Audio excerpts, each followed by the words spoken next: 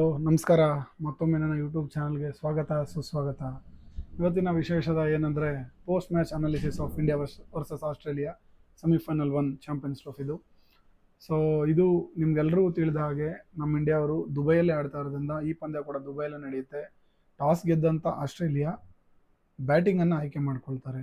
ಇಲ್ಲಿ ಒಂದು ವಿಶೇಷ ಏನಂತ ಗಮನಿಸ್ಬೋದು ಅಂದರೆ ಆಸ್ಟ್ರೇಲಿಯಾ ಅವರ ತಂಡದಲ್ಲಿ ಇನ್ಎಕ್ಸ್ಪೀರಿಯನ್ಸ್ ಬೌಲಿಂಗ್ ಅಟ್ಯಾಕ್ ಇರುತ್ತೆ. ಯಾಕಂದರೆ ಪ್ಯಾಟ್ ಕಮಿನ್ಸ್ ಅವ್ರು ಇರಲ್ಲ, ಸ್ಟಾರ್ಕ್ ಇರಲ್ಲ, ಹೇಸಲ್ವುಡ್ ಇರಲ್ಲ. ಎಲ್ಲ ಇಂಜುರಿ ಸಮಸ್ಯೆಯಿಂದ ಎಕ್ಸ್ಪೀರಿಯನ್ಸ್ನ ಕೊರತೆ ಇದ್ದಂಥ ಆಸ್ಟ್ರೇಲಿಯಾ ಅವರು ಬ್ಯಾಟಿಂಗ್ ಡಾಮಿನೆಂಟ್ ಆಗಿರೋದ್ರಿಂದ ಬ್ಯಾಟಿಂಗ್ ತಗೊಂಡಿರ್ತಾರೆ.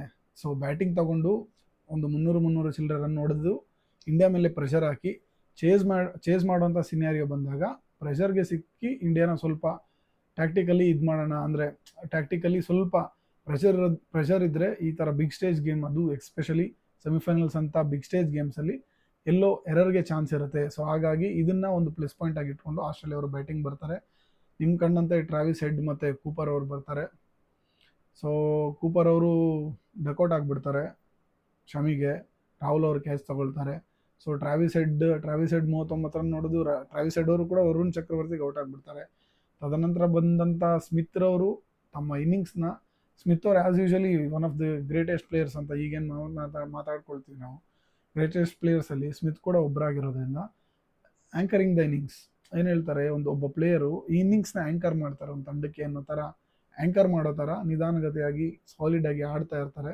ಸೊ ಅವರು ಕೂಡ 73 ರನ್ ನೋಡೋದು ಅವರು ಮತ್ತು ಲ್ಯಾಬಿಶೇನ್ ಒಂದಷ್ಟು ಒಳ್ಳೆ ಪಾರ್ಟ್ನರ್ಶಿಪ್ ಮಾಡ್ತಾ ಇರಬೇಕಾದ್ರೆ ಲ್ಯಾಬಿಶೇನ್ ಅವರು ವಿಕೆಟ್ ಹೋಗ್ಬಿಡುತ್ತೆ, ಲ್ಯಾಬಿಶೇನ್ ಅವರು ಔಟ್ ಆಗಿಬಿಡ್ತಾರೆ. ತದನಂತರ ಇಂಗ್ಲೀಷ್ ಬರ್ತಾರೆ, ಇಂಗ್ಲೀಷು ಕೂಡ ಏನಂತ ಆಟ ಆಡಲ್ಲ, ಅವರು ಔಟ್ ಆಗಿಬಿಡ್ತಾರೆ. ಆಮೇಲೆ ಕ್ಯಾರಿ ಬರ್ತಾರೆ, ಅಲ್ಲಿ ಕೊಂಚ ಪಾರ್ಟ್ನರ್ಶಿಪ್ ಆಗುತ್ತೆ ಬ್ಯಾಕ್ ಎಂಡಲ್ಲಿ, ಮತ್ತು ಮ್ಯಾಕ್ಸ್ವೆಲ್ ಅವರು ಕೂಡ ಔಟ್ ಆಗಿಬಿಡ್ತಾರೆ. ತದನಂತರ ಅಲೆಕ್ಸ್ ಕ್ಯಾರಿ ಅವರು 61 ರನ್ ನೋಡೋದು ಅವರು ಔಟ್ ಆಗಿಬಿಡ್ತಾರೆ. ಸೊ ಟೋಟಲಿ ಓವರಾಲ್ ಎಲ್ಲೂ ಒಳ್ಳೆ ಪಾರ್ಟ್ನರ್ಶಿಪ್ ಅಂತ ಹೇಳ್ಕೊಳ್ಳೋಂಥ ಪಾರ್ಟ್ನರ್ಶಿಪ್ ಆಸ್ಟ್ರೇಲಿಯಾ ಕಡೆ ಆಗೋಕ್ಕೆ ಮೂಡ್ ಬರೋಕ್ಕೆ ಇಂಡಿಯನ್ ಬೌಲರ್ಸ್ ಯಾವುದೇ ಕಾರಣಕ್ಕೂ ಬಿಡಲ್ಲ. ಇನ್ ಬಿಟ್ವೀನ್ ರೆಗ್ಯುಲರ್ ಆಗಿ ವಿಕೆಟ್ಸ್ ತಗೊಳ್ತಾ ಇರೋದ್ರಿಂದ ಸೊ ಅವರು ಏನು ಅಂತ ಗ್ರೇಟೆಸ್ಟ್ ರನ್ಸ್ ಹೊಡೆಯೋಕ್ಕಾಗಲಿಲ್ಲ. ಸೊ ಓವರಾಲ್ ಆಲ್ಔಟ್ ಆಗಿಬಿಡ್ತಾರೆ 264 ರನ್ಸ್ಗೆ.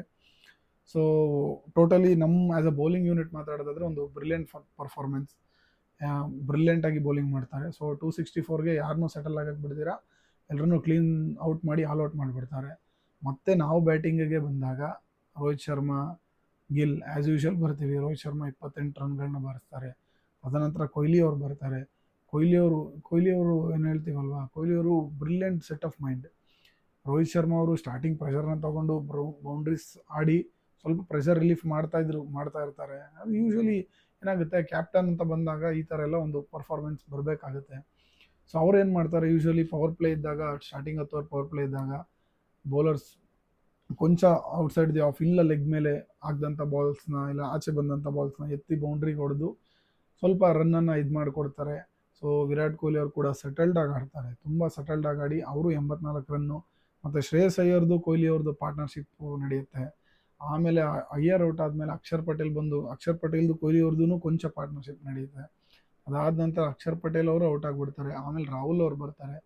ರಾಹುಲ್ ಅವ್ರದ್ದು ಕೊಹ್ಲಿ ಅವ್ರದ್ದು ಕೂಡ ಒಂದಷ್ಟು ಪಾರ್ಟ್ನರ್ಶಿಪ್ ಆಗುತ್ತೆ. ಆಮೇಲೆ ಕೊಹ್ಲಿ ಅವರು 84 ರನ್ ಹೊಡೆದು ಔಟ್ ಆದಮೇಲೆ ಹಾರ್ದಿಕ್ ಪಾಂಡ್ಯ ಅವರು ಬಂದು, ಹಾರ್ದಿಕ್ ಪಾಂಡ್ಯ ಫಿನಿಷರ್ ರೋಲ್ ಬಂದು ಅವರು ಕೂಡ ಒಂದು ಮೂರು ಸಿಕ್ಸರ್ ಹೊಡೆದು ರನ್ನ ಸ್ವಲ್ಪ ಬೇಗ ಮಾಡ್ತಾರೆ. ಅಂದರೆ ಮ್ಯಾಚ್ ಇನ್ನಿಂಗ್ಸ್ ಇವಾಗ ಏನು ನಾವು ಗೆಲ್ಲೋದು 10 ಬಾಲ್ ಮುಂಚೆನೇ ಗೆಲ್ಲೋ ಥರ ಹಾರ್ದಿಕ್ ಪಾಂಡ್ಯ ಅವ್ರು ಮಾಡ್ತಾರೆ. ಹಾರ್ದಿಕ್ ಪಾಂಡ್ಯ ಅವ್ರು ಔಟ್ ಆದಮೇಲೆ ಜಡೇಜಾ ಬಂದು, ಆಮೇಲೆ ರಾಹುಲ್ ಅವರು ಕೊನೆ ಹಂತದಲ್ಲಿ ಸಿಕ್ಸರ್ನ ಹೊಡೆದು ಇಂಡಿಯಾನ ಗೆಲ್ಲಿಸ್ತಾರೆ, ದಡ ಮುಡಿಸ್ತಾರೆ. ಸೊ ಇಂಡಿಯಾ ಗೆಲ್ಲುತ್ತೆ, ಸೆಮಿಫೈನಲ್ ಗೆಲ್ಲುತ್ತೆ, ಅದು ಆಸ್ಟ್ರೇಲಿಯಾ ಮೇಲೆ ಗೆಲ್ಲುತ್ತೆ. ಸೊ ಇಂಡಿಯಾ ಫಸ್ಟ್ ಫೈನಲಿಸ್ಟ್ ಆಗಿ ಚಾಂಪಿಯನ್ಸ್ ಟ್ರೋಫಿ 2025ಗೆ ಹೋಗ್ತಾರೆ. ಸೊ ಪ್ರೀವಿಯಸ್ಲಿ 2017 ನಡೆದಾಗ, ಇಂಗ್ಲೆಂಡ್ ಆ್ಯಂಡ್ ವೇಲ್ಸಲ್ಲಿ ನಡೆದಾಗ ನಮ್ಮ ಇಂಡಿಯಾ ಅವರು ಕೂಡ ಫೈನಲಿಸ್ಟ್ ಆಗಿರ್ತಾರೆ. ಅಂಡರ್ ವಿರಾಟ್ ಕೊಹ್ಲಿ ಇರ್ತಾರೆ ಕ್ಯಾಪ್ಟನ್ ಆಗ. ಸೊ ಇಂಡಿಯಾ ವರ್ಸಸ್ ಪಾಕಿಸ್ತಾನ ಆಗಿರುತ್ತೆ ಆ ಮ್ಯಾಚನ್ನು ಪಾಕಿಸ್ತಾನ ಅವ್ರು ಗೆದ್ದಿರ್ತಾರೆ. ಸೊ ಈಗ ಮತ್ತೆ ನಡೆದಂಥ ಇದರಲ್ಲಿ ಸೊ ಇಂಡಿಯಾ ಅವರು ಫೈನಲ್ ತಲುಪಿಸಿರೋದು ನಮ್ಮೆಲ್ಲರಿಗೂ ಖುಷಿ ಇದೆ. ಬಿಕಾಸ್ ಇಂಡಿಯಾ ಅವರು ಈ ಸಲ ಮತ್ತೆ ಚಾಂಪಿಯನ್ಸ್ ಟ್ರೋಫಿ ಗೆಲ್ಲುವ ಎಲ್ಲ ಸಾಧ್ಯತೆ ಇದೆ. ನೆಕ್ಸ್ಟ್ ಫಿನಾಲಿಸ್ಟ್ ಆಗೋಕ್ಕೆ ನಮಗೆ ನ್ಯೂಜಿಲೆಂಡ್ ಮತ್ತು ಸೌತ್ ಆಫ್ರಿಕಾಗೆ ಅವಕಾಶ ಇರೋದ್ರಿಂದ ಮುಂದೆ ನೋಡೋಣ. ಎರಡೂ ತಂಡಗಳು ಬಲಿಷ್ಠವಾಗಿರೋದ್ರಿಂದ ಸೊ ಅವರವರ ಸ್ಟ್ರಾಟಜೀಸ್ ಏನಿದೆ ಗೊತ್ತಿಲ್ಲ. ಸೊ ನೆಕ್ಸ್ಟ್ ನಡೀತಕ್ಕಂಥ ಪಂದ್ಯ ಅದು ಕುತೂಹಲ ಆಗಿರುತ್ತೆ. ಸೊ ಅವರಿಬ್ಬರಲ್ಲಿ ಯಾರು ಗೆಲ್ತಾರೋ ಅವರು ಇಂಡಿಯಾ ಮೇಲೆ ಇದೇ ಭಾನುವಾರ ನಡೆಯುವಂಥ ಫೈನಲ್ ಪಂದ್ಯದಲ್ಲಿ ನೋಡಬೇಕು. ಅವ್ರು ಗೆದ್ದರೆ ಸೊ ಇದು ದುಬೈಯಲ್ಲೇ ನಡೆಯುತ್ತೆ ನನ್ನ ಪ್ರಕಾರ ಪಂದ್ಯ. ಸೊ ಇದು ಏನು ಫೈನಲ್ ಹಂತದಲ್ಲಿ. ಸೊ ಈ ನಮ್ಮ ಸೆಮಿಫೈನಲ್ ಹಂತದಲ್ಲಿ ಏನು ಮಾತಾಡ್ಬೋದು ಅಂದ್ರೆ ಇನ್ನೊಂದು ಕೊಂಚ ಏನು ಆಸ್ಟ್ರೇಲಿಯಾ ಯಾಕೆ ಎಲ್ಲಿ ಮಿಸ್ ಆಯಿತು ಅಂತ. ಯೂಶಲಿ ಆಸ್ಟ್ರೇಲಿಯಾ ಮೇಲೆ ಗೆಲ್ಲೋದು ಇಂಡಿಯಾಗೆ ತುಂಬ ಗರ್ವ ತಂದು ಕೊಡುತ್ತೆ. ಯಾಕಂದರೆ because Australia is a toughest team ಅಂತ ಯೂಶಲಿ ಕೆಲವೊಂದು ಹಳೆ ಇದರಲ್ಲಿ ವಿಚಾರಗಳಲ್ಲೆಲ್ಲ ನಾನು ಹೇಳಿದೆ, ಅದು ಆಸ್ಟ್ರೇಲಿಯನ್ ಮೈಂಡ್ಸೆಟ್ ಹಂಗಿರುತ್ತೆ, ಅವರು ಎಷ್ಟು ಬಲಿಷ್ಠವಾಗಿ ಬರ್ತಾರೆ ಗೇಮ್ಗೆ ಅಂತ. ಸೊ ಇಲ್ಲಿ ಆಸ್ಟ್ರೇಲಿಯಾ ಅವರು ಯೂಶಲಿ ತಮ್ಮ ಬ್ಯಾಟಿಂಗ್ನ ಈ ಪಂದ್ಯದಲ್ಲಿ ಬ್ಯಾಟಿಂಗ್ನ ಫುಲ್ ಫೋರ್ಹೆಡಲ್ಲಿ ಅಂದರೆ ಬ್ಯಾಟಿಂಗ್ನ ಫ್ರಂಟಲ್ಲಿ ಇಟ್ಟು ಮಾಡಿದಂಥ ಟ್ಯಾಕ್ಟಿಕ್ಸ್ ಇದು. So because of the inexperience Zampa ಅವ್ರನ್ನ ಹೊರತುಪಡಿಸಿದ್ರೆ ಮಿಕ್ಕಿದ ಯಾರು ಕೂಡ ಅಲ್ಲಿ ಅಂಥ ಎಕ್ಸ್ಪೀರಿಯನ್ಸ್ ಇರಲಿಲ್ಲ, ಎಲ್ಲ ಹೊಸಬರೇ ಆಗಿರೋದ್ರಿಂದ. ಸೊ ಕೊಂಚ ಆಸ್ಟ್ರೇಲಿಯಾದವರು ಬ್ಯಾಟಿಂಗ್ ಡಾಮಿನೆಂಟ್ ಇದ್ದು ಬ್ಯಾಟಿಂಗಲ್ಲೇ ಮಾಡಬೇಕು ಅಂತ ಮಾಡಿದಾಗ ಈ ಥರ ಆಯಿತು ಅಷ್ಟೇ. ಸೊ ನಮಗೆಲ್ಲ ಖುಷಿ ತಂದಿದೆ ಈ ಏನು ಇಂಡಿಯಾ ಫೈನಲ್ ಬಂದಿರೋದು.